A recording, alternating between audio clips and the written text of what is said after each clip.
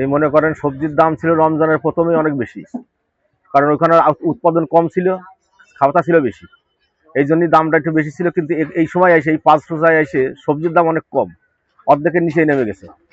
মনে করেন যে এখন মনে করেন টমেটো বিক্রি হচ্ছে 30 টাকা, টমেটো ছিল 50 টাকা, গাজর ছিল মনে করেন 60 টাকা, এখন 40 টাকা। এই ধরনের সব সবজির দামই কম। এই পালং শাক ছিল মনে করেন 40 টাকা, সেটা 20 টাকা হয়ে গেছে। আর মনে করেন যে এখন এই রমজান পাস হওয়ার কারণে আর কিছু অসাধু ব্যবসার জন্য কিছু কিছু মালের দাম বেশি ছিল। আল্লাহর রহমতে এই বাজার মনিটরিং হওয়ার কারণে সরকারের উদ্যোগে এখন সুন্দর একটা পরিবেশ এসে গেছে, সবাই কিনে খাতে পারতেছে। আর লেবুর বিষয়টা, লেবুটা আসলেই এখন শীতকালে কম থাকে, হঠাৎ করে রমজান চলে এসেছে, কিছু লোক মানে গাছে আটকাই দিয়ে আর কি আপনার মনে করেন যে লেবুর দামটা বেড়ে গেছিল। এখন আল্লাহর রহমতে 5 রমজানে লেবুর দাম অর্ধেকে নেমে গেছে। লেবু এখন সবাই কিনতে পারতেছে, এই জন্য আমরা দোকানদার, আমরা বেশি শান্তি পাচ্ছি এবং কাস্টমাররা কিনেও অনেকে তৃপ্তি মনে মনে করতেছে।